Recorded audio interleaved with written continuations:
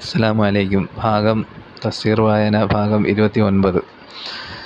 ശബ്ദം നന്നാക്കുന്നതോടൊപ്പം വിനോദരസം പ്രദർശിപ്പിക്കുന്ന പ്രതീതി ഉളവാക്കാത്തതും ഭക്തി ബഹുമാനം പ്രകടമാക്കുന്ന തരത്തിലുള്ളതുമായിരിക്കണം വായന.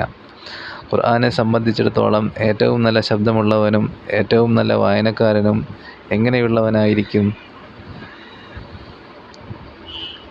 നബി സല്ലല്ലാഹു അലൈഹി വസല്ലമയോട് ഇത് ചോദിക്കപ്പെടുകയുണ്ടായി. അപ്പോൾ തിരുമേനി ഇപ്രകാരം മറുപടി പറഞ്ഞുവെന്നും താവൂസ് റളിയല്ലാഹു അൻഹു പറയുന്നു: ഏതൊരുവൻ ഓതുന്നത് കേട്ടാൽ അവൻ അള്ളാഹുവിനെ ഭയപ്പെടുന്നുണ്ടെന്ന് നിനക്ക് തോന്നുന്നുവോ അങ്ങനെയുള്ളവനാണ്. ത്വൽഖ് റളിയല്ലാഹു അൻഹു അപ്രകാരമുള്ള ആളായിരുന്നുവെന്നും താവൂസ് റളിയല്ലാഹു അൻഹു പ്രസ്താവിച്ചിരിക്കുന്നു. ത്വൽഖ് റളിയല്ലാഹു അൻഹു സഹാബിയും താവൂസ് റഹിമഹുല്ലാ താബിയും ആകുന്നു. അള്ളാഹുവിന് സുജൂദ് സാഷ്ടാംഗ നമസ്കാരം ചെയ്യുവാൻ പ്രേരിപ്പിക്കുന്ന ചില ആയത്തുകൾ ഓതുമ്പോൾ ഓതുന്നവരും കേൾക്കുന്നവരും ഓരോ സുജൂദ് ചെയ്യേണ്ടതുണ്ടെന്ന് നബി സല്ലല്ലാഹു അലൈഹി വസല്ലമയുടെ സുന്നത്തിനാൽ സ്ഥാപിതമായിട്ടുള്ളതാണ്.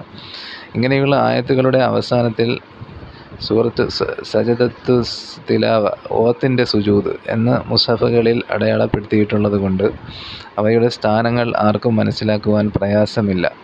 അതതു സ്ഥാനങ്ങളിൽ യഥോചിതം നാം അവയെപ്പറ്റി ഉണർത്തുന്നതുമാണ് ഇൻഷാ അല്ലാഹ്. ഖുർആൻ മനഃപ്പാഠമാക്കിയ ആളുകളും സാധാരണ പാരായണ വേളയിൽ മുസ്ഹഫ് നോക്കി ഓതുന്നതാണ് ഉത്തമം. ധൃതിയോടുകൂടിയും ഉച്ചാരണ ശുദ്ധി കൂടാതെയും ഖുർആൻ ഉരുവിടുന്നത് ഒട്ടും നന്നല്ല.